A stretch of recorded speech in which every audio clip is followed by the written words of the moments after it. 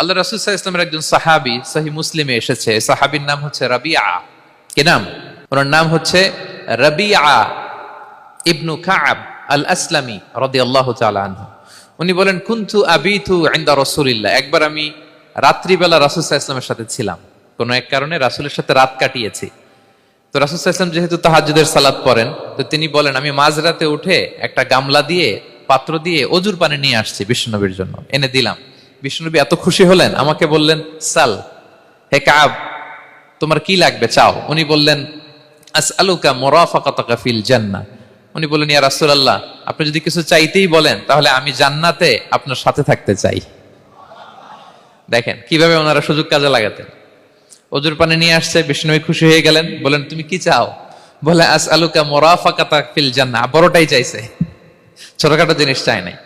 নবী, হে, আমি জান্নাতে আপনার সাথী হতে চাই। বিষ্ণু বললেন, আওয়া গায়রা যালিক, আর কিছু চাও, অন্য কিছু লাগবে? বলতেছে, না, উরিদু যাক, শুধু এইটাই চাই। তখন বিষ্ণু সাল্লাল্লাহু আলাইহি ওয়াসাল্লাম বললেন, আইন্নি আলা নাফসিকা বিকাসরাতি সুজুদ, এই মর্তবা যদি তুমি চাও তাহলে বেশি বেশি সেজদায় লুটিয়ে থাকো। আলাইকা বিকাসরাতি সুজুদ, বেশি বেশি সেজদা দিও। যদি সেজদায় পড়ে থাকতে পারো তাহলে জান্নাতে আমার সাথী হতে পারবা। আল্লাহু আকবার।